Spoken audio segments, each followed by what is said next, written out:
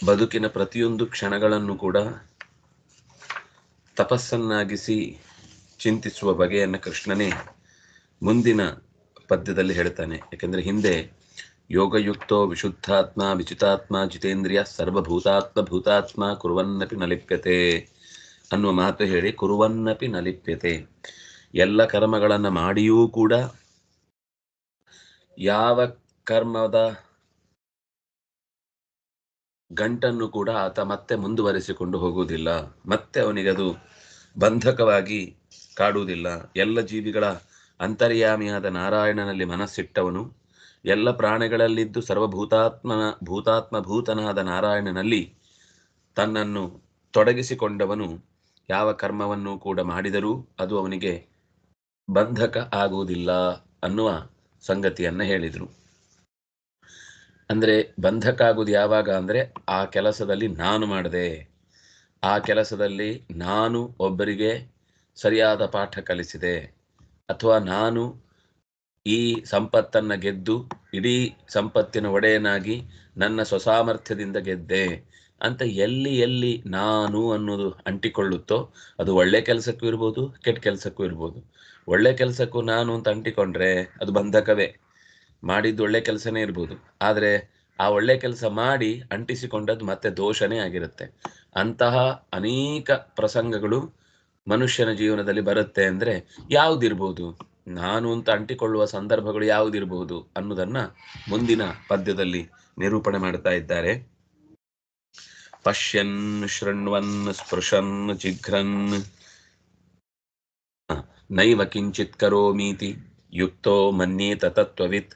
ಪಶ್ಯನ್ ಶೃಣ್ವನ್ ಸ್ಪೃಶನ್. Next 8ನೇ ಶ್ಲೋಕ. ನೈವ ಕಿಂಚಿತ್ ಕರೋಮೀತಿ ಯುಕ್ತೋ ಮನ್ಯೇತ ತತ್ವವಿತ್. ಪಶ್ಯನ್ ಶೃಣ್ವನ್ ಸ್ಪೃಶನ್ ಜಿಘ್ರನ್ ನಶ್ನನ್ ಗಚ್ಚನ್ ಸ್ವಪನ್ ಶ್ವಸನ್ ವಿಲಪನ್ ವಿಸೃಜನ್ ಗೃಹ್ಣನ್ ಉನ್ಮಿಷನ್ ನಿಮಿಷನ್ನಪಿ ಇಂದ್ರಿಯಾಣೀಂದ್ರಿಯಾರ್ಥೇಷು ವರ್ತಂತ ಇತಿ ಧಾರಯನ್. ನಾನು ಏನೂ ಮಾಡ್ತಿಲ್ಲ, ನಿಜವಾಗಿ ನನ್ನ ಕೈಯಾರೆ ಏನೂ ಆಗ್ತಿಲ್ಲ ಅನ್ನುವವನು ಯೋಗಯುಕ್ತೋ ವಿಶುದ್ಧಾತ್ಮ ಅಂತ ಹಿಂದೆ ಹೇಳಿದ್ರಲ್ಲ, ಅವನ ಸ್ಥಿತಿಯನ್ನ ಹೇಳ್ತಾ ಇರೋದು. ನಾವವರಲ್ಲಲ್ಲ ಅಂದ್ರೆ ಹೌದು, ನಾವವರಲ್ಲ, ಹೌದು, ಆದರೆ ಅವರಾಗುವುದಕ್ಕೆ ಯೋಚನೆ ಅಂತೂ ಹಚ್ಚಿಕೊಳ್ಬೇಕಲ್ವಾ. ಅದಿಲ್ಲದೆ ಇದ್ರೆ ಯಾವತ್ತೂ ಯಾವುದನ್ನು ಸಿದ್ಧಿಸಿಕೊಳ್ಳಿಕ್ ಸಾಧ್ಯ ಇಲ್ಲ. ಯುಕ್ತೋ ಮನ್ಯೇತ ತತ್ವವಿತ್. ಪ್ರಯತ್ನಪೂರ್ವಕವಾಗಿ ಕೆಲಸಗಳನ್ನು ಮಾಡುವಲ್ಲಿ ಎಲ್ಲವನ್ನು ಮಾಡುತ್ತಾ, ಆದರೆ ಅದನ್ನ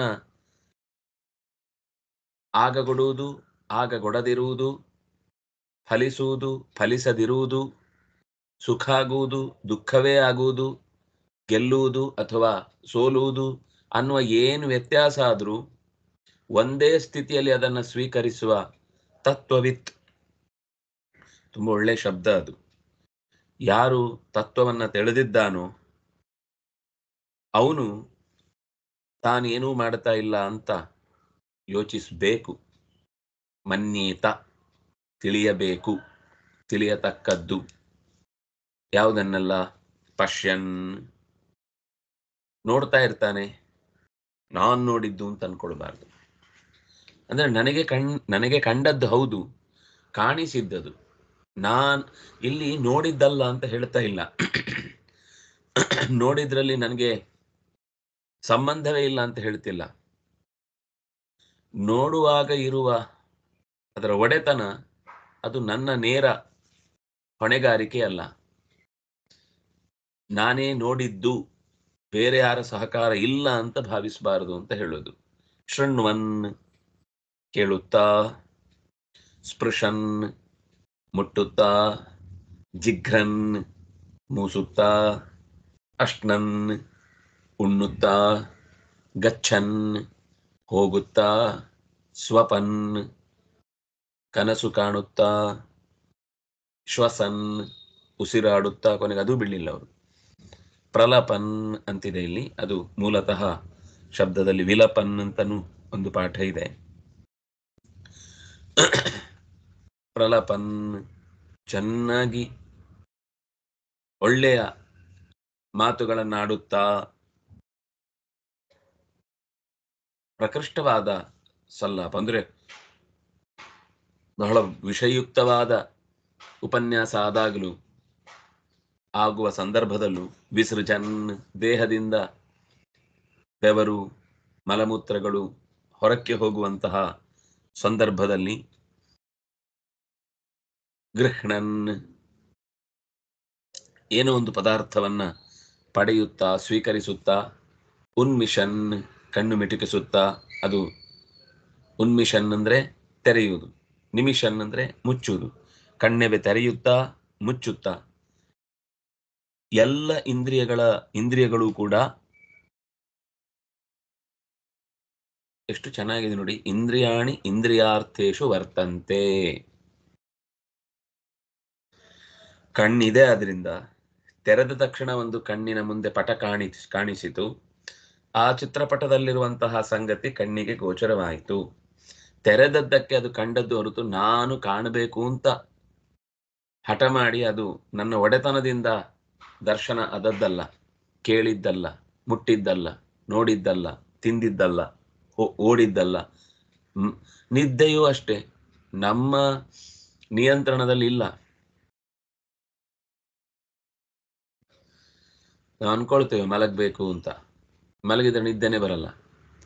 ನಿದ್ದೆ ಬರಬಾರದು ಅಂತ ಕಣ್ಣೇವೆ ತೆರೆದು ಕೂತಿರ್ತೇವೆ, ಆದ್ರೂ ಅಲ್ಲೇ ಕೂತಲ್ಲೇ ನಿದ್ದೆ ಗಾಢವಾಗಿ ಆವರಿಸಿಕೊಂಡಿರುತ್ತೆ.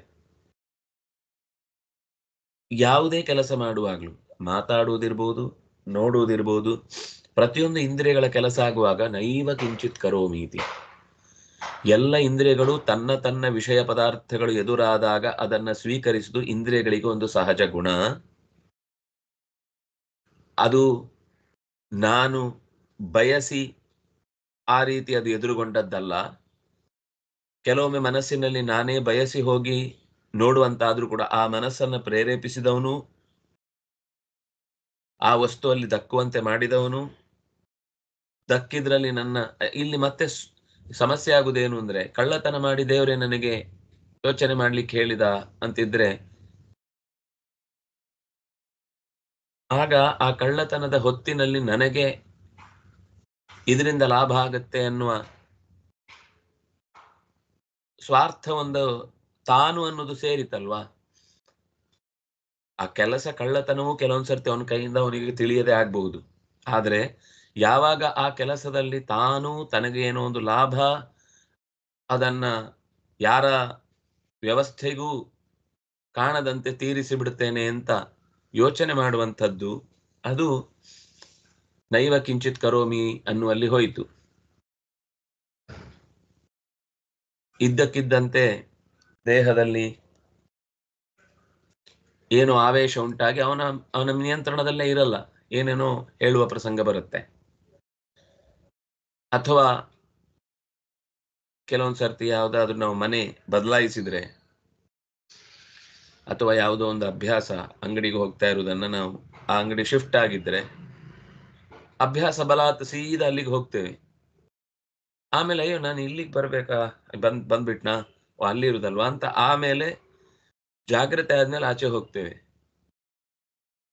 ಇಲ್ಲಿ ಎರಡು ತರ ಆಗುತ್ತೆ. ಆ ಅಂಗಡಿಯನ್ನು ತಪ್ಪಿಸ್ಲಿಕ್ಕೆ ಒಂದು ಕಾರಣ ಬೇಕಿತ್ತು ಅನ್ನೋದಾಗಿದ್ರೆ ಆ ಹೊಸ ಅಂಗಡಿ ಆದಲ್ಲಿ ಹೋಗಿ ತಗೊಳ್ತಾನೆ, ಅವನು ಎದುರುಗಡೆ ನೋಡ್ತಾ ಇರೋನ್ ಬೇಕು ಅಂತ ನೋಡುವಾಗ್ಲೇ ತಗೊಳ್ತಾನೆ. ಆದ್ರೆ ಆಮೇಲೆ ಅವನ್ ಸಿಕ್ಕಿದಾಗ ಏನು ನಮ್ಮ ಅಂಗಡಿ ಬಿಟ್ರೆ ಅಯ್ಯೋ ಅದು ಅಭ್ಯಾಸ ಬಲ ಅಂತ ಅಲ್ಲಿ ಹೋದೆ. ಇನ್ನೊಮ್ಮೆ ಸೀದಾ ಅಲ್ಲಿ ಹೋಗಿ ತಗೊಂಡಾದ್ಮೇಲೆ ಅವನ ಮುಖ ನೋಡಿದ್ಮೇಲೆ ಅಯ್ಯೋ ಇಲ್ಲಿಗೆ ಬಂದ ಅಂತ ಅನ್ಕೊಳ್ತಾನೆ. ಆ ವ್ಯಕ್ತಿಗೆ ಎರಡು ಒಂದೇ ತರ. ನಾನೇ ಅವನನ್ನ ಅವಾಯ್ಡ್ ಮಾಡಬೇಕು ಅಂತ ಹೋಗಿ ಆ ಅಂಗಡಿಯಲ್ಲಿ ತಗೊಂಡದ್ದು, ಇನ್ನೊಂದು ಬಾರಿ ಅಭ್ಯಾಸ ಬಲಾತ್ ಅಲ್ಲಿ ಹೋಗಿ ತಗೊಂಡಾದ್ಮೇಲೆ ಅವನು ಯಾರು ಅಂತ ಬದಲಾಯಿಸಿದ್ದನ್ನ ಗಮನಿಸಿ ನೋಡಿದ್ದು, ಎರಡು ಮೇಲ್ನೋಟಕ್ಕೆ ಹೊರಗಿನವರಿಗೆ ನೋಡ್ಲಿಕ್ಕೆ ಒಂದೇ ತರ. ಆದ್ರೆ ಅವನನ್ನ ಮೀರಿ ಈ ಕಡೆ ಬರಬೇಕು ಅಂತ ಯೋಚಿಸುವಾಗ ಒಳಗಿನಿಂದ ನೈವ ಕಿಂಚಿತ್ ಕರೋಮಿ ಅಂತಿಲ್ಲ, ಕಿಂಚಿದೇವ ಸಾಧಯಾಮಿ ಅಂತಾನೆ ಹೋದದ್ದು. ಅಲ್ಲಿ ಅದು ಅಂಟಿಕೊಂಡಿತು. ಆದ್ರೆ ಅಭ್ಯಾಸ ಬಲಾತ್ ಹೋಗಿ ತೆಗೆದುಕೊಂಡಾದ ಮೇಲೆ ಅದ್ ನೆನಪಾಯ್ತು ಅಂದ್ರೆ, ಓಹ್ ಇವತ್ತು ಇಲ್ಲಿಗೆ ಬಂದ್ಬಿಟ್ನಾ, ಸರಿ ಏನು ಆಗೋಯ್ತು ಅಂತ ಅದನ್ನ ಆಗ ನಾನೇ ಬೇಕು ಅಂತ ಮಾಡಿದ್ದಲ್ಲ. ಇದು ಕೂಡ ದೇವರ ಸಂಕಲ್ಪದಂತೆ ಇಲ್ಲೇ ಇವತ್ತು ಸ್ವೀಕರಿಸುವ ಹಾಗಾಯ್ತು. ಇಂಥದ್ದೇ ನಾನು ಸಣ್ಣ ಒಂದು ಘಟನೆ ಹೇಳಿದ್ದಷ್ಟೇ. ಇಂಥದ್ದು ಬೇಕಾದಷ್ಟು ಘಟನೆಗಳು ನಮ್ಮ ಸುತ್ತ ನಡೀತಾನೆ ಇರುತ್ತೆ. ನಾವು ಬಯಸಿಯೇ ಇರುವುದಿಲ್ಲದ ಆಗ್ತದೆ, ನಾವು ಬಯಸಿರ್ತೇವೆ, ಅದು ಆಗದೆ ಹೋಗುತ್ತೆ. ಎರಡೂ ಸಂದರ್ಭದಲ್ಲಿಯೂ ಕೂಡ ನಾನು ಮಾಡಿದ್ದಲ್ಲ ಅಂತ ಯೋಗಿಯಾದವನು ತಿಳಿದು, ತತ್ವವಿತ್ ಅನ್ನುವ ಶಬ್ದದ ಜೊತೆಗೆ ಅಲ್ಲಿ ಹೇಳಿದ್ದು ಎಲ್ಲ ವಸ್ತುಗಳ ಯಾಥಾರ್ಥ್ಯವನ್ನ ತಿಳಿದವನು ಭಗವಂತ. ಅವನನ್ನು ಚೆನ್ನಾಗಿ ಮನಸ್ಸಿನಲ್ಲಿಟ್ಟುಕೊಂಡು ಈಗ ನಾನೇನು ಮಾಡ್ತಿಲ್ಲ ಅಂತ ಏನೂ ದೈವದ ಎಚ್ಚರವೇ ಇಲ್ಲದೆ ಮಾಡಿದ್ರು ಅದು ಬಂಧಕವೇ. ನಾನ್ ಮಾಡಿದ್ದಲ್ಲ, ಆದ್ರೆ ಯಾರು ಮಾಡಿದ್ದು ಅಂತನೂ ಗೊತ್ತಿಲ್ಲ. ನಮ್ಮ ಮೇಲೆ ನಿಯಂತ್ರಕ ಶಕ್ತಿಯಾಗಿ ಒಂದಿದೆ, ಅವನ ಆಶ್ರಯದಲ್ಲಿ ಈ ಕೆಲಸಗಳು ನಡೀತಾ ಇವೆ. ಇಂದ್ರಿಯಗಳು ತೆರೆದಾಗ ಆ ಸಂಗತಿಗಳು, ಕಿವಿಗೆ ಶಬ್ದ ಬಿತ್ತು, ಬಟ್ಟೆ ಒಗಿತಾ ಇದ್ದಾರೆ ಶಬ್ದ ಬಿತ್ತು, ಕೇಳಬೇಕು ಅಂತ ಅದನ್ನ ಆಲಿಸಿದ್ದಲ್ಲ, ಕೇಳಿಸುವಂತೆ ಮಾಡಿದ್ದು. ಇಂದ್ರಿಯಾಣಿ ಇಂದ್ರಿಯಾರ್ಥೇಶು ವರ್ತಂತೆ. ಇಂದ್ರಿಯಗಳು ತೆರೆದಿರುವ ಸಂದರ್ಭದಲ್ಲಿ ಅದಕ್ಕೇನು ಪದಾರ್ಥಗಳು ಸಿಗ್ತಾವೋ ಅದನ್ನು ಸ್ವೀಕರಿಸುತ್ತವೆ ಅಥವಾ ತನ್ನ ದೇಹದಲ್ಲಿದ್ದದನ್ನು ಬಿಡುತ್ತೆ. ಒಳಗೆ ಶೆಕೆ ಆದಾಗ ನಾವು ಕೇಳಿ ಹೊರಗೆ ಬೆವರುವುದಲ್ಲ, ಹೇಗೋ ಹಾಗೆ ಉಳಿದದ್ದು ಎಲ್ಲವೂ ಕೂಡ. ಅದು ಒಂದರ್ಥ ಆದ್ರೆ ಉಳಿದದ್ದು ಎಲ್ಲವೂ ಅದೇ ರೀತಿ ತನ್ನಿಂದ ತಾನೇ ನಡೀತಾ ಇದೆ ಅಂತ ಭಾವಿಸಿ, ಆದ್ರೆ ತಾನು ಮಾಡಬೇಕಾದ ಪ್ರಯತ್ನ ಏನಿದೆ ಅದನ್ನು ಶಾಸ್ತ್ರದ ವಚನಗಳ ಅಡಿಯಲ್ಲಿ ಮಾಡುವಾಗ ನಾನ್ ಮಾಡ್ತಾ ಇದ್ದೇನೆ ಅಂತಲ್ಲ, ಪ್ರೇರಣೆಯಾಗಿ ಭಗವಂತನ ಕಾರ್ಯವಾಗಿ ಇದನ್ನು ನಾನು ಕರ್ತವ್ಯದ ದೃಷ್ಟಿಯಿಂದ ಮಾಡ್ತೇನೆ ಅಂತ ಯೋಚಿಸಿ ಮಾಡಿದಾಗ ಇಂದ್ರಿಯಗಳಿಗೆ ಆಯಾ ಇಂದ್ರಿಯ ನೋಡಿ, ಕಣ್ಣಿಗೆ ನನ್ನ ವ್ಯವಸ್ಥೆ ಅಂತ ಆಗಿದ್ರೆ ನನ್ನ ಕಣ್ಣಿನಿಂದ ನೋಡುವುದು ಮಾತ್ರ ಆಗುತ್ತೆ, ಕೇಳೋದು ಆಗ್ಬೇಕಿತ್ತಲ್ವಾ? ನನ್ನ ವ್ಯವಸ್ಥೆಯಲ್ಲೇ ಆಗುದಾದ್ರೆ ನಾನು ಹೇಳಿದ ಹಾಗಿಲ್ಲ ಅಲ್ವಾ? ಕಣ್ಣಿನಿಂದ ಕೇವಲ ಪಶ್ಯನ್ನಾಗುತ್ತೆ ಹೊರತು ಶೃಣ್ವನ್ನಾಗಲ್ಲ, ಕಿವಿಯಲ್ಲಿ ಕೇವಲ ಶೃಣ್ವನ್ನಾಗುತ್ತೆ ಹೊರತು ಪಶ್ಯನ್ನಾಗಲ್ಲ, ಕಿವಿಯಿಂದ ಯಾವತ್ತಿಗೂ ಕೂಡ ಸ್ಪೃಶನ್ನಾಗಲ್ಲ, ಕಿವಿಯಿಂದ ಯಾವತ್ತಿಗೂ ಕೂಡ ಜಿಘ್ರನ್ನಾಗಲ್ಲ. ಹಾಗಾಗಿ ಆಯಾ ಇಂದ್ರಿಯಗಳು ಇರುವುದರಿಂದ ಅದಾಗ್ತಾ ಇದೆ ಹೊರತು ನಾನು ಆ ಇಂದ್ರಿಯಕ್ಕೆ ಒಡೆತನದಿಂದ ಇಂಥ ಕೆಲಸ ಮಾಡು ಅಂತ ಹೇಳಿ ಮಾಡ್ಲಿಕ್ಕೆ ಆಗುವಂಥದ್ದಲ್ಲ ಅಂತ ಜ್ಞಾನಿಯಾದವನು ಪ್ರತಿಯೊಂದು ಇಂದ್ರಿಯದಿಂದಲೂ ಆಗುವ ಕೆಲಸಕ್ಕೆ ಅಲ್ಲಲ್ಲೇ ಅದನ್ನ ಆಯಾ ಶಕ್ತಿ ವಿಶೇಷಗಳಿಂದ ಅದು ನಡೆಯುತ್ತೆ. ಅಲ್ಲಿ ದೇವತಾ ಶಕ್ತಿ ಇದೆ, ಅಲ್ಲಿ ಪ್ರಾಣಶಕ್ತಿ ಇದೆ, ಅಲ್ಲ ಪರತತ್ವ ಇದೆ, ಅದು ಸೇರಿಕೊಂಡು ನಮ್ಮ ಕೆಲಸವನ್ನ ಸಹಾಯಕ್ಕಾಗಿ ನಮ್ಮ ಜೊತೆಗಿದ್ದು ಮಾಡುತ್ತವೆ. ತಾವು ಕ್ರೆಡಿಟ್ ತೆಗೆದುಕೊಳ್ಳಿಕ್ ಬರಲ್ಲ. ಅಲ್ಲಿ ನಮಗೆ ಭ್ರಮೆ, ನಾವೇ ಎಲ್ಲ ಮಾಡ್ತಾ ಇದ್ದೇವೆ ಅಂತ. ಎಷ್ಟೋ ಸರ್ತಿ ಮಾತಾಡ್ಬೇಕು ಅಂತ ಹೊಟ್ಟೆಯಲ್ಲಿರುತ್ತೆ, ಬಾಯಿಂದ ಹೊರಗೆ ಬರಲ್ಲ ಶಬ್ದ, ಅದ್ ಏನ್ ಹೇಳ್ಬೇಕು ಅಂತ ಗೊತ್ತಾಗಲ್ಲ. ವಸ್ತುಗಳ ಮುಂದೆ ನಿಂತಿರ್ತೇವೆ, ಅದನ್ನ ಯಾಕೆ ನಿಂತಿದ್ದೇವೆ, ತಗೊಳ್ಬೇಕಾ ಬೇಡವಾ, ಇಡಬೇಕಾ ಅಥವಾ ಬಿಟ್ಟು ಹೋಗ್ಬೇಕಾ ಒಂದು ಗೊತ್ತಾಗಲ್ಲ. ಏನೋ ಒಂದು ನೋಡ್ತಾ ಇರ್ತೇವೆ, ಯಾವ್ದನ್ನ ನೋಡ್ಲಿಕ್ಕೆ ಬಂದ್ವಿ ಎನ್ನುವುದೇ ಕೈ ತಪ್ಪಿತು ಅಂತ ಅನ್ನುವ ಹಾಗೆ ಕಣ್ಣ ಮುಂದೆನೆ ಅದು ಹೊರಟು ಹೋಗುತ್ತೆ. ಅಯ್ಯೋ ಅದನ್ನೇ ತಗೊಳ್ಳಿಕ್ ಬಂದದ್ದು ಅದೇ ಹೊರಟೋಯ್ತು ಅಂತ. ಹೀಗೆ ಆ ಸನ್ಯಾಸ ಅಂತ ಅನ್ನೋದರ ಯೋಚನೆಯನ್ನ ಇನ್ನಷ್ಟು ಸ್ಪಷ್ಟಪಡಿಸಿದ್ದು ಈ ಪದ್ಯಗಳಲ್ಲಿ. ಯೋಗಿ ಆದವನು ಸನ್ಯಾಸ ಅಂದ್ರೆ ಹೇಗಿರುತ್ತೆ ಅಂದ್ರೆ, ಎಲ್ಲ ಕಾರ್ಯಗಳಾಗಿಯೂ ತಾನು ಅದರಲ್ಲಿ ಭಾಗಿಯಾಗಿಯೂ ತನ್ನ ಭಾಗಿದಾರಿತ್ವ ಅನ್ನೋದು ಕೇವಲ ಒಂದು ನೆಪ, ಅದನ್ನ ಇಂದ್ರಿಯಾರ್ಥಗಳಲ್ಲಿ ಇಂದ್ರಿಯಗಳು ತೊಡಗುವಂತೆ ನಾನು ಕೂಡ ಈ ಎಲ್ಲ ಕಾರ್ಯದಲ್ಲಿ ತೊಡಗಿದ್ದೇನೆ. ಇಂದ್ರಿಯಗಳು ಹೇಗೆ ಇಂದ್ರಿಯಾರ್ಥದಲ್ಲಿ ಬಂದ ತಕ್ಷಣವೇ ಅದಕ್ಕೆ ಒಂದು ಗ್ರಹಣ ಶಕ್ತಿಯಿಂದಾಗ ಆ ಕಾರ್ಯ ನಡೆಯುತ್ತೋ, ಹಾಗೆ ನನಗೂ ಕೂಡ ಆ ಕಾರ್ಯದಲ್ಲಿ ನಡೆಸುವ ವ್ಯವಸ್ಥೆಯನ್ನು ಒಂದು ಅನೇಕ ತತ್ವಗಳ ಹಿನ್ನಿನ ಪೋಷಣೆಯಿಂದ ಅದು ನಡೆಯುತ್ತಾ ಇದೆ ಅಂತ ಭಾವಿಸಿ ಆತ ಮುಂದುವರಿಯುತ್ತಾನೆ. ಹಾಗೇ ಭಾವಿಸಬೇಕು ಅನ್ನೋದನ್ನ ಹೇಳಿದ್ರು. ಅಂದ್ರೆ ಸನ್ಯಾಸಂ ಸ್ಪಷ್ಟಯತಿ ಪುನಃ ಶ್ಲೋಕದ್ವಯೇನ. 2 ಶ್ಲೋಕಗಳಲ್ಲಿ ಸನ್ಯಾಸ ಅಂದ್ರೆ ಆಗ ಬಂತಲ್ವಾ, ದ್ವಂದ್ವಾತೀತೋ ವಿಮತ್ಸರ, ಅಥವಾ ಸನ್ಯಾಸ ಅಂತಂದ್ರೆ ದ್ವಂದ್ವ ಪರಿತ್ಯಾಗ.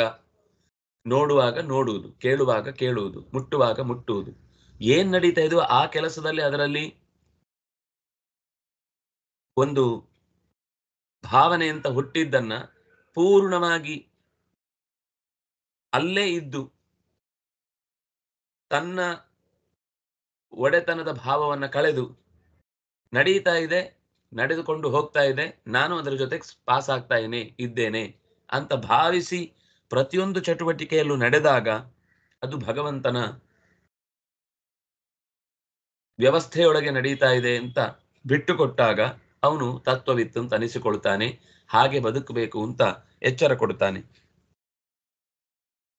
ಮುಂದೆ ತಾತ್ಪರ್ಯ ನಿರ್ಣಯದಲ್ಲಿ ಇದೇ ಪದ್ಯಕ್ಕೆ ಸನ್ಯಾಸ ಅಂತ ಶಬ್ದ ಬಂದದ್ದನ್ನ ಯೋಗವಾಗಿ ತೆಗೆದುಕೊಳ್ಳುವುದು ಹೇಗೆ ಅನ್ನೋದನ್ನ ನಿರೂಪಣೆ ಮಾಡ್ತಾ ಇದ್ದಾರೆ.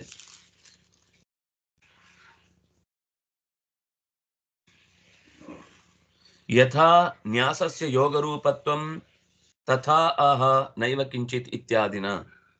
ಅದೇ ಪುಟದಲ್ಲಿ ಕೆಳಭಾಗದಲ್ಲಿದೆ. ಯಥಾ 8ನೇ ಶ್ಲೋಕ 9ನೇ ಶ್ಲೋಕ ಒಟ್ಟಿ ಕೊಟ್ಟಿದ್ದಾರೆ. ಯಥಾ ನ್ಯಾಸಸ್ಯ ಯೋಗರೂಪತ್ವಂ ತಥಾ ಆಹ ನೈವ ಕಿಂಚಿತ್ ಇತ್ಯಾದಿನ.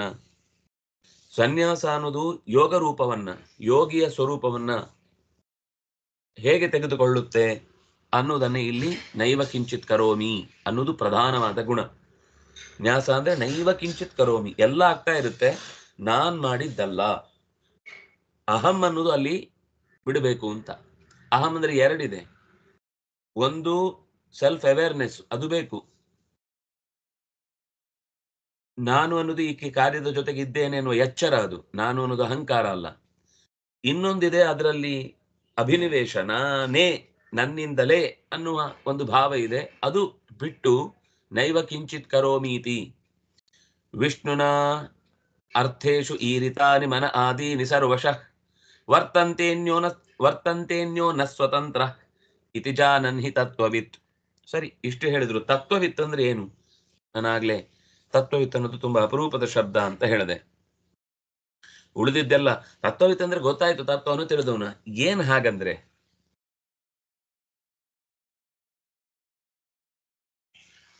ಇದು ಹಿಂದೆ ಹೇಳಿದ ಹಾಗೆ ಆಗ್ನೇಯ ಪುರಾಣದಿಂದ ತೆಗೆದು ನಿರೂಪಣೆ ಮಾಡಿದ ಪದ್ಯ. ವಿಷ್ಣುನ ಅರ್ಥೇಶು ಈರಿತಾನಿ. ಈರಿತ ಅಂದ್ರೆ ಪ್ರೇರಿತ. ಅರ್ಥಗಳಲ್ಲಿ, ಪದಾರ್ಥಗಳಲ್ಲಿ ಪರಮಾತ್ಮನಿಂದ ಪ್ರೇರಿತವಾಗಿ ಮನ ಆದೀನಿ ಸರ್ವಶಃ, ಮನಸ್ಸು, ಬುದ್ಧಿ, ಚಿತ್ತ, ಅಹಂ, ಚೇತನ, ವಾಕ್, ಪಾಣಿ, ಪಾದ, ಪಾಯು, ಉಪಸ್ಥ, ಚಕ್ಷು, ಶ್ರೋತ್ರ,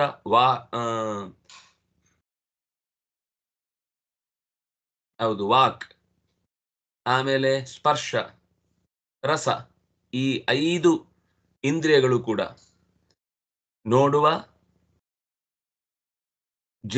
ಘ್ರಾಣ ಅಂದ್ರೆ ಮೂಸುವ, ರುಚಿ ನೋಡುವ, ಕೇಳುವ ಮತ್ತು ಮುಟ್ಟುವ, ಈ ಎಲ್ಲ ಆದೀನಿ ಇಂದ್ರಿಯಗಳು ಸರ್ವಶಃ ಈರಿತಾನಿ ವರ್ತಂತೆ,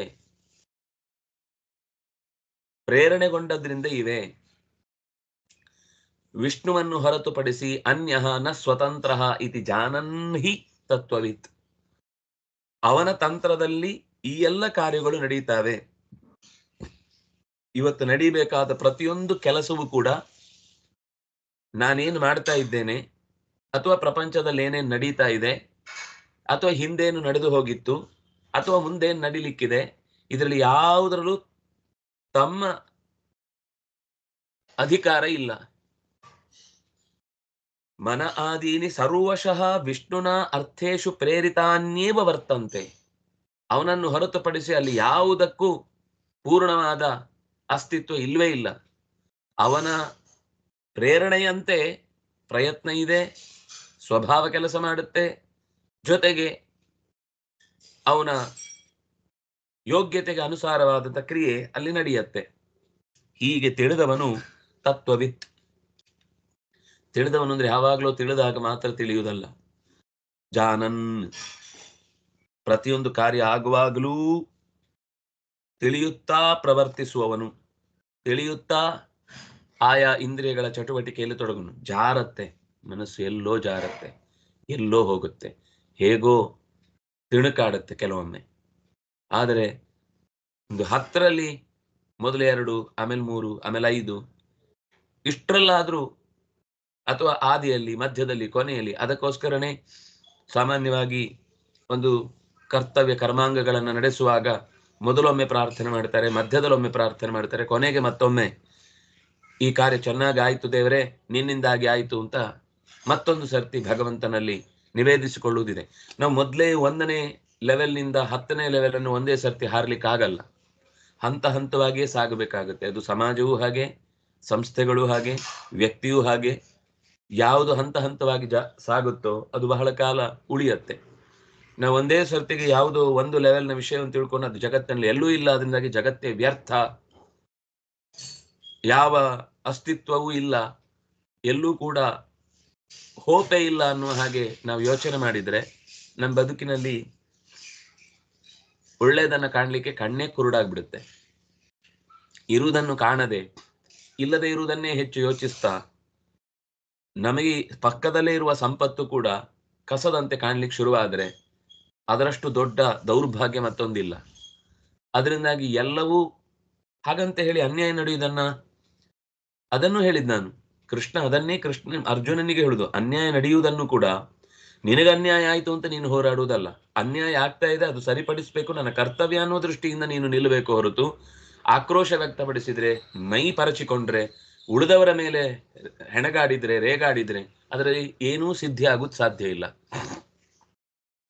ನನ್ನ ಕರ್ತವ್ಯದ ಭಾಗವಾಗಿ ಬೇಕು, ಕೆಚ್ಚು ಬೇಕು, ಕೆಲವೊಂದು ಸರ್ತಿ ಆವೇಶ ಬೇಕು, ಅದೂ ಕೂಡ ಭಗವಂತನನ್ನೇ ಯೋಚಿಸಿ ನಾನು ಈ ಆಕ್ರೋಶ ವ್ಯಕ್ತಪಡಿಸ್ತಾ ಇರೋದು ಭಗವದ್ ಧರ್ಮದಲ್ಲಿ ಇನ್ನಷ್ಟು ಹೆಚ್ಚು ನನ್ನನ್ನು ನಾನು ತೊಡಗಿಸಿಕೊಳ್ಬೇಕು ಅಂತನೋ ಅಥವಾ ಉಳಿದವರಲ್ಲಿ ಭಗವಂತನ ದಾರಿಯಿಂದ ಅವರು ಚ್ಯುತಿಯಾಗಬಾರದು ಅಂತ ಭಾವಿಸಿ ಸಾಗುವುದಾಗಿದ್ದಾಗ ಅದು ತತ್ವವಿತ್ ಅನ್ನುವ ದಾರಿಯಿಂದ ಆತ ತಪ್ಪಲಿಲ್ಲ ಅಂತ ಭಾವಿಸಬಹುದು.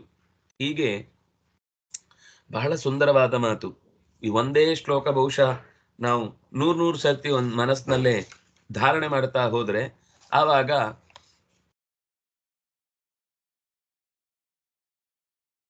ಈ ಶಬ್ದಗಳಿಗೆ ಇನ್ನಷ್ಟು ಹೆಚ್ಚಿನ ಅರ್ಥವನ್ನು ಕಲ್ಪಿಸಿಕೊಳ್ಳಿಕ್ಕೆ ಸಾಧ್ಯ ಆಗುತ್ತೆ. ನಾನೇನನ್ನೂ ಬಯಸುವುದಿಲ್ಲ, ನಾನೇನೂ ಕೂಡ ಸಂಕಲ್ಪ ಮಾಡುವುದಿಲ್ಲ, ಯಾವುದೇ ಕೆಲಸ ಮಾಡುವಾಗಲೂ ನಾನೇನು ಮಾಡುತ್ತಿಲ್ಲ, ನನ್ನ ಕೈಯಿಂದಲೇ ಇದು ಆಗತ್ತೆ ಅಂತ ನಾನು ಭಾವಿಸಿ ಮಾಡುತ್ತಿಲ್ಲ, ಕೆಲಸ ಆಗಬೇಕು ಅಂತ ಇರುವ ಒಂದು ಜವಾಬ್ದಾರಿಯನ್ನು ಹೊತ್ತು ಮುಂದೆ ಸಾಗ್ತಾ ಇದ್ದೇನೆ ಅಂತ ಯೋಚಿಸಿದ್ರೆ ಅದು ನೈವ ಕಿಂಚಿತ್ ಕರೋಮಿ ಅನ್ನುವ ಶಬ್ದದ ಅರ್ಥವಾಗಿ ತೆರೆದುಕೊಳ್ಳುತ್ತೆ. ಹಾಗಾಗಿ ಕಣ್ಣ ಮುಂದೆ ರೂಪ ಇದೆ, ಇಲ್ಲಿ ಪ್ರತಿಯೊಂದರಲ್ಲೂ ಅಧ್ಯಾತ್ಮ, ಅಧಿದೈವ, ಅಧಿಭೂತ. ಮೇಲ್ಗಡೆ ಸೂರ್ಯ ಇದ್ದಾನೆ, ಕೆಳಗಡೆ ವಸ್ತು ಇದೆ, ಎದುರುಗಡೆ ಕಣ್ಣಿದೆ. ಸೂರ್ಯ ಬೆಳಕು ಬಿಟ್ಟದ್ರಿಂದ ವಸ್ತು ಕಾಣ್ತಾ ಇದೆ, ಬೆಳಕು ಬಿದ್ದದ್ರಿಂದ ವಸ್ತು ಪ್ರಕಾಶಗೊಂಡದ್ರಿಂದ ಅಂದ್ರೆ ಅದು ವ್ಯಕ್ತಗೊಂಡದ್ರಿಂದ ಕಣ್ಣಿಗೆ ಅದು ಅರ್ಥ ಆಯಿತು, ಕಣ್ಣು ಅದನ್ನು ಕಂಡಿತು.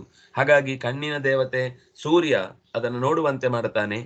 ಕಣ್ಣಿನಲ್ಲಿದ್ದು ಮತ್ತೆ ಸೂರ್ಯನಾರಾಯಣನೇ ಆ ನೋಟಕ್ಕೆ ಶಕ್ತಿಯನ್ನು ತುಂಬಿದ್ದಾನೆ. ಆ ವಸ್ತುವಿನ ಮೇಲೆ ಬೆಳಕು ಬಿಟ್ಟದ್ರಿಂದ ಅದು ಅಭಿವ್ಯಕ್ತವಾಯಿತು, ಕಣ್ಣಿಗೆ ಆ ವಸ್ತು ಗೋಚರವಾಯಿತು. ಇದು ಒಂದು ಇಂದ್ರಿಯದ ಕಾರ್ಯವಾದರೆ ಹೀಗೆ ಜಗತ್ತಿನಲ್ಲಿರುವ ಎಲ್ಲ ವಸ್ತುಗಳನ್ನು ಕೂಡ ಕಾಣುವ ಹೊತ್ತಿನಲ್ಲಿ 3 ಸಂಗತಿಗಳಿವೆ. ಭೂತ ಅಂದ್ರೆ ವಸ್ತುಗಳಲ್ಲಿರುವಂಥದ್ದು ಅಧಿಭೂತ, ಇನ್ನು ಅದಕ್ಕೆ ಸಂಬಂಧಪಟ್ಟ ದೇವತಾ ಶಕ್ತಿ ಅಧಿದೈವ, ಆಮೇಲೆ ಅಧ್ಯಾತ್ಮ, ಅದು ನನ್ನೊಳಗೆ ನಿಂತು ಅದನ್ನ ಸ್ವೀಕರಿಸಲಿಕ್ಕೆ 3 ಕಡೆ ಅವನೇ ಇದ್ದು ಕೆಲಸ ಮಾಡುವುದು. ಅದು ತ್ರಿಪುಟಿಯಲ್ಲಿ ಆಗುವ ಕೆಲಸ. ವಸ್ತುವಿನಲ್ಲಿ ಗಟ್ಟಿತನವೋ ಬಣ್ಣವೋ ಏನೋ ಒಂದಿರುತ್ತಲ್ಲ, ಅದು ಆಕೃತಿ, ಅಲ್ಲಿ ಕೊಟ್ಟು ಭೂತವಾಗಿ ಇದ್ದಾನೆ ಅವನೇ ಅಧಿಭೂತ. ಆ ವಸ್ತು ಇದೆ, ಆ ವಸ್ತು ಆ ಆಕೃತಿಯಲ್ಲಿ ಇರುವುದಕ್ಕೆ ಕಾರಣವಾದಂತಹ ರೂಪ ಅದು ಅಧಿಭೂತ. ಅದು ಇನ್ನೊಂದು ಕಡೆಯಿಂದ ಕಾಣಲಿಕ್ಕೆ ಬೇಕಿರುವ ಅದರ ಅಸ್ತಿತ್ವಕ್ಕೆ ವ್ಯವಸ್ಥೆ ಮಾಡುವಂಥದ್ದು ಅಧಿದೈವ, ಅದೃಷ್ಟ ಅಂತ ಕೆಲವೊಂದು ಸರ್ತಿ. ಹೀಗೆ 100 ಕಾರಣಗಳಿಂದ ನಾವು ಹೇಳಬಹುದು. ಇನ್ನೊಂದು ಅಧ್ಯಾತ್ಮ, ಅದು ನನ್ನೊಳಗಿನ ತನಕ ಬರಬೇಕಲ್ವ. ನಾನು ಇಂದ್ರಿಯ, ವಸ್ತು, ಆ ಇಂದ್ರಿಯದಲ್ಲಿರುವ ಶಕ್ತಿಯೇ ಸೂರ್ಯನಲ್ಲಿದ್ದಾಗ ಅದೆರಡು ಒಂದಾಗಿ ಈ ಭೂತವನ್ನ ಕಾಣಿಸಿಕೊಡುತ್ತೆ. ನನ್ನ ಇಂದ್ರಿಯದಲ್ಲಿ ಮತ್ತು ಸೂರ್ಯನಲ್ಲಿ ಇರುವಂತಹದ್ದು ಎರಡೂ ಕೂಡ ಅಧಿದೈವ, ವಸ್ತು ಅಧಿಭೂತ.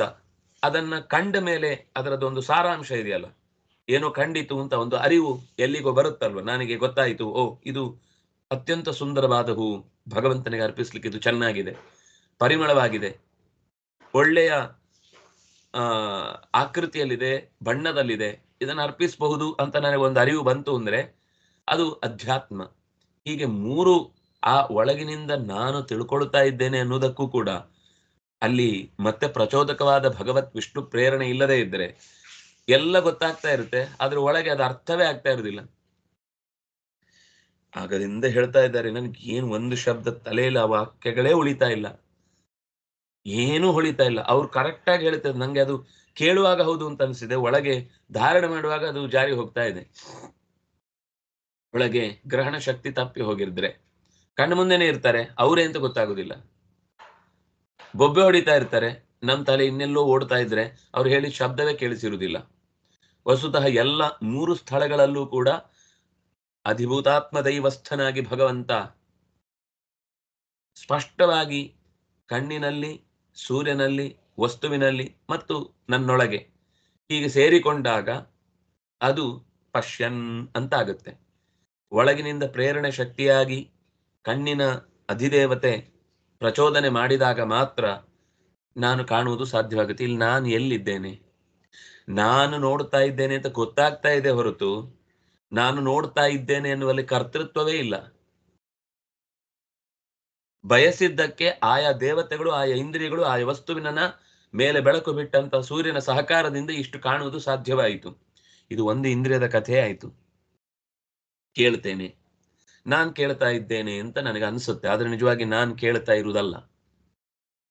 ಕೇಳಿಸಿಕೊಳ್ತಾ ಇದ್ದೇನೆ ಅಂದ್ರೆ ಯಾರೋ ಕೇಳುವಂತೆ ಮಾಡುತ್ತಿದ್ದಾರೆ. ಕಿವಿಯ ದೇವತೆ ಸೋಮ ಸದ್ದನ್ನ ಇಲ್ಲಿ ಆಲಿಸುವಂತೆ ಮಾಡುತ್ತಾನೆ. ಆಕಾಶದಲ್ಲಿ ಆ ಸದ್ದು ನನ್ನ ಕಿವಿಯ ತನಕ ಬರುವುದಕ್ಕೆ ಬೇಕಿರುವಂತಹ ಒಂದು ಅಧಿಭೂತವಾಗಿ ನಿಂತಿದೆ. ಒಳಗಿನಿಂದ ಅಧ್ಯಾತ್ಮದಲ್ಲಿ ನಾನು ಕೇಳುವಿಕೆ ಅಂತನ್ನುವಂತಹ ಕಾರ್ಯದಿಂದ ಏನೋ ಒಂದು ಗೊತ್ತಾಗುತ್ತೆ. ಅದರೊಳಗಿನ ಚಂದ್ರ ಕಿವಿಯಲ್ಲಿ ಶ್ರೋತ್ರಸ್ಯ ಶ್ರೋತ್ರಂ ಸಬು ಪ್ರಾಣಸ್ಯ ಪ್ರಾಣಃ ಚಕ್ಷುಷಶ್ಚಕ್ಷುರತಿಮುಚ್ಯ ಧೀರಾಃ ಕೇನೋಪನಿಷತ್ತು ಅಂತ ಕರೆಯಲ್ಪಡುವ ತಲವಕಾರದಲ್ಲಿ ಬರುವ ಮಾತು. ಇದೇ ಪ್ರಶ್ನೆಯನ್ನು ಅಲ್ಲಿ ಕೇಳುತ್ತಾರೆ. ಗೀತೆ ಯಾಕೆ ಉಪನಿಷತ್ತಿನ ಸಾರ ಅಂದ್ರೆ ಇದೇ ಕಾರಣಕ್ಕೆ. ಅಲ್ಲಿ ಹೇಳಿದ ಎಲ್ಲವನ್ನು ಕೂಡ ಸಾರವಾಗಿ ಅಲ್ಲೊಂದು 3-4 ಹೇಳಿದ್ರೆ ಇನ್ನುಳಿದ ಅನೇಕ ಜೀವನದ ಘಟನೆಗಳನ್ನು ಈ ಪದ್ಯದಲ್ಲಿ ವೇದವ್ಯಾಸರು ಸೇರಿಸಿ ಭಾರತ ಅಂತ ಅನ್ನೋದು ಹೇಗೆ ವೇದ ಇತಿಹಾಸಗಳ ಅಪೂರ್ವವಾದ ಸಂಗಮ ಅಂತ ಅನ್ನೋದನ್ನು ತೋರಿಸಿಕೊಟ್ರು. ಮುಟ್ಟುತ್ತೇನೆ, ನಾನು ಮುಟ್ತಾ ಇದ್ದೇನೆ ಅಂತ ಅನ್ಸುತ್ತೆ. ಆದ್ರೆ ತೊಗಿಂದ್ರಿಯದ ದೇವತೆ ಕುಬೇರ ಸ್ಪರ್ಶ ಅನುಭವವನ್ನು ನೀಡುತ್ತಾನೆ. ಅವನ ಒಳಗೆ ಇರುವಂತಹ ಕುಬೇರನ ಒಡೆಯನಾದ ನಾರಾಯಣ ಸ್ಪರ್ಶಕ್ಕೆ ಸ್ಪರ್ಶವಾಗಿ ಮುಟ್ಟುವ ಅನುಭವವನ್ನು ಕೊಡುತ್ತಾನೆ. ಜಿಘ್ರನ್ ಅಂತ ಪರಿಮಳ ತಗೊಳ್ತೇವೆ ನಾವು. ಅಶ್ವಿ ದೇವತೆಗಳು ಆ ಮೂಗಿನ ಶಕ್ತಿಯನ್ನು ಜಾಗೃತಗೊಳಿಸಿ ಅದು ಒಳ್ಳೆಯದೋ ಕೆಟ್ಟದ್ದೋ, ದುರ್ವಾಸನೆಯು ಸುವಾಸನೆಯು ಅನುಭವ ಕೊಡುತ್ತೆ. ಅಲ್ಲಿ ರಾಮಕೃಷ್ಣವು ತಥಾಶ್ವಿನವು ಅಂತ ಆಚಾರ್ಯರು ಋಗ್ಭಾಷ್ಯದಲ್ಲಿ ನಿರೂಪಣೆ ಮಾಡ್ತಾರೆ. ಒಳಗಿನಿಂದ ಅಶ್ವಿದೇವತೆಗಳಲ್ಲಿ ರಾಮಕೃಷ್ಣರು ನಿಂತೆ ನಮಗೆ ಪರಿಮಳವನ್ನು ಕೊಡುವಂಥದ್ದು ಅಂತ. ಹಾಗಾಗಿ ಅದು ಅನುಭವಕ್ಕೆ ಬರಲಿಕ್ಕೆ ಕಾರಣವಾಗುವಂತೆ ಅವರಿಬ್ರು ಕೆಲಸ ಮಾಡ್ತಾರೆ. ಇನ್ನು ಊಟ ಮಾಡ್ತೇನೆ, ನಾನು ಊಟ ಮಾಡ್ತಾ ಇದ್ದೇನೆ ಅಂತ ಅನ್ಕೊಂಡ್ರೆ ದಡ್ಡ. ರಸದ ದೇವತೆ ನಾಲಿಗೆಗೆ ರುಚಿಯನ್ನ ಹಚ್ಚುತ್ತಾನೆ.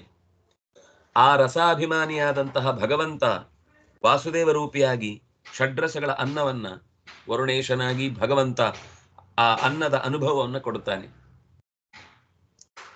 ಓಡಾಡುತ್ತೇನೆ, ನಾನು ಓಡಾಡ್ತಾ ಇದ್ದೇನೆ ಅಂತ ಅನ್ಕೊಳ್ತೇನೆ.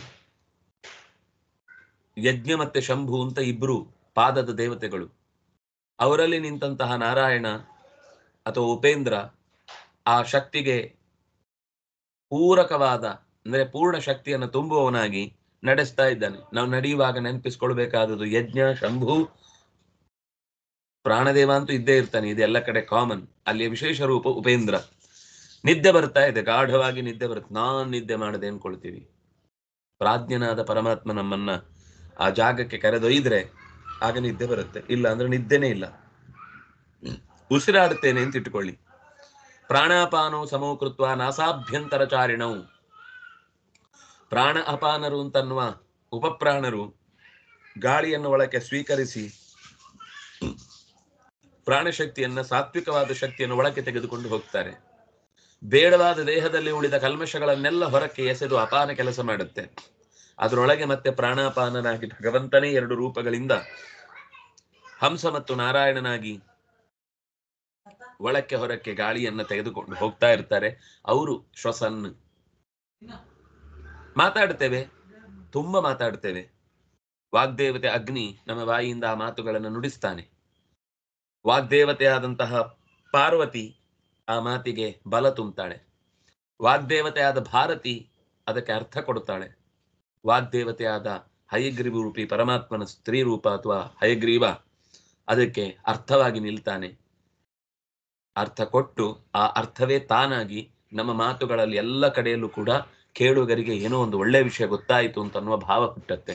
ಹೀಗೆ ನಾನು ಪ್ರಲಪನ್, ಪ್ರಕೃಷ್ಟವಾದ ಲಪನ, ಪ್ರಕೃಷ್ಟವಾದ ಸಂಲಪನ ಅಂತ ಅನ್ನೋದು ಅದು ಒಳ್ಳೆಯ ಪರಿಣಾಮ ಬೀರುವುದಕ್ಕೆ ಕಾರಣವಾದದ್ದು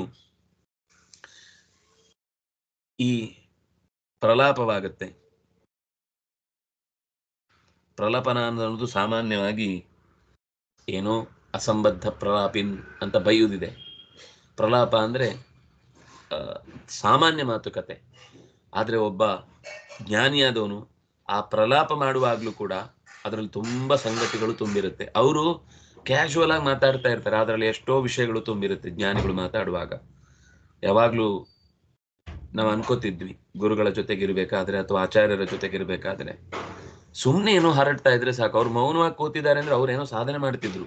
ಆಗ್ಲೂ ಅವರ ವ್ಯಕ್ತಿಗತವಾದ ಕೆಲಸ ಆಗ್ತಾ ಇತ್ತು, ಬೇಸರ ಮಾಡ್ಕೊಳ್ತಿಲ್ಲ. ಆದ್ರೆ ಏನಾದ್ರೂ ಮಾತಾಡ್ಲಿ, ಏನಾದ್ರೂ ಹೇಳಲಿ, ಏನೇ ಹೇಳಲಿ, ಅವರು ಒಂದು ಲೋಕದ ಅತ್ಯಂತ ಸರಳವಾದ ಸಂಗತಿಯನ್ನೇ ಮಾತಾಡ್ತಾ ಇರ್ಲಿ, ಅದರಲ್ಲೂ ಎಷ್ಟೋ ವಿಷಯಗಳು ನಮಗೆ ಸಾಮಾನ್ಯ, ನಮಗೆ ಎಲ್ಲರೂ ಮಾತಾಡುವ ವಿಷಯಕ್ಕಿಂತ ಬೇರೆಯಾಗಿ ಅದರ ಒಂದು ದೃಷ್ಟಿಕೋನ ಸಿಗ್ತಾ ಇತ್ತು ಅನ್ನೋದು ಮಾತ್ರ 100ಕ್ಕೆ 100 ಸತ್ಯ. ಹಾಗಾಗಿ ಪ್ರಲಾಪನ್, ಒಬ್ಬ ಯೋಗಿಯಾದವನು ಹರಟೆ ಹೊಡಿತಾ ಇದ್ದಾನೆ ಅಂದ್ರು ಅವನ ಎಚ್ಚರ ಏನಿರುತ್ತೆ ಅಂದ್ರೆ ಭಗವಂತ ಆದ್ರಿಂದ ಏನಿರುತ್ತೆ ಅಂದ್ರೆ ಅದು ಸತ್ವ ತುಂಬ್ಕೊಂಡ್ಬಿಡುತ್ತೆ.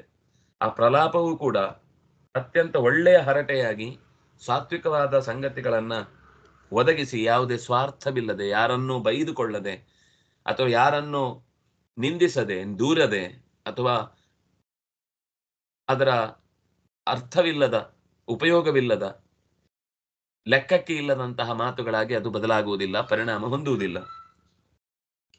ಹಾಗಾಗಿ ಪ್ರಕೃಷ್ಟವಾದ ಗುಣಗಾನ ಅದು ಪ್ರಲಪನ ಅಂತ ಆಗುತ್ತೆ, ಪ್ರಲಪನ್. ಇನ್ನು ಏನೋ ಕೈ ಎತ್ತಿ ಕೊಡ್ತೇನೆ ನಾನು, ಯೋಗಿ ಆದವ್ ನಾನು ಕೊಡ್ತೇನೆ ಅಂತ ಅನ್ಕೊಳ್ಳಲ್ಲ. ಹಸ್ತದ ದೇವತೆ ಇಂದ್ರ ಇದ್ದಾನೆ. ಇಂದ್ರ ಆ ಕೆಲಸ ಮಾಡಿ ಪರಮೇಶ್ವರನೇ ಆ ಇಂದ್ರನಲ್ಲಿ ನಿಂತು ಇದು ಪರಮೇಶ್ವರ್ಯ ತಾನೆ. ಅದರಿಂದಾಗಿ ಆ ಕೊಡುವ ಕೆಲಸ, ಸಹಾಯ ನೀಡುವ ಕೆಲಸ, ಯಜ್ಞ ಯಾಗಾದಿಗಳನ್ನು ನಡೆಸುವ ಕೆಲಸ, ನಿತ್ಯ ಜಪಾನುಷ್ಠಾನಗಳನ್ನು ಮಾಡುವ ಶಕ್ತಿ, ಇದನ್ನ ಇಂದ್ರನ ಮೂಲಕ ಭಗವಂತ ನಡೆಸ್ತಾನೆ. ತಗೊಳ್ತಾನೆ, ಕೈ ನೀಡ್ತಾನೆ. ಕೈ ನೀಡುವಾಗ್ಲೂ ಮತ್ತೆ ಇಂದ್ರನ ಮೂಲಕವೇ ಅದನ್ನು ಸ್ವೀಕರಿಸ್ತಾನೆ. ಆ ಕಡೆಯ ಕೈಯಿಂದ ಇಂದ್ರನೇ ಕೊಟ್ಟದ್ದಲ್ವಾ, ಈ ಕಡೆ ಕೈಯಿಂದ ಮತ್ತೆ ಇಂದ್ರನೇ ತಗೊಳ್ಬೇಕು. ಎರಡೂ ಕಡೆ ಕೊಡು, ತೆಗೆದುಕೋ, ಎರಡೂ ಕಡೆ ಇರುವವನು ಅವನೇ ಅಂತ ಭಾವಿಸಿ ಯಾವ ಇಂದ್ರಿಯಗಳಿಗೂ ಕೂಡ ಆತ ಬಲಿಯಾಗುವುದಿಲ್ಲ. ಹಾಗಾಗಿ ಇನ್ನು ವಿಸೃಜನ್, ಪಾಯು ಮತ್ತು ಉಪಸ್ಥಗಳ ಕಥೆಯನ್ನ ಹೇಳ್ತಾ, ದೇಹದಲ್ಲಿ ಇರುವಂತಹ ಕೊಳೆಯನ್ನ ಹೊರಕ್ಕೆ ಬಿಡುವಂತಹ ಇಂದ್ರಿಯವಾಗಿ ಅದೂ ಕೂಡ ಬೇಕು. ಎಷ್ಟೋ ಸರ್ತಿ ಅದರಲ್ಲಿ ಹೆಚ್ಚು ಕಮ್ಮಿ ಆದ್ರೆ ಇಡೀ ದೇಹದ ಆರೋಗ್ಯದ ವ್ಯವಸ್ಥೆ ಹಾಳಾಗುತ್ತೆ.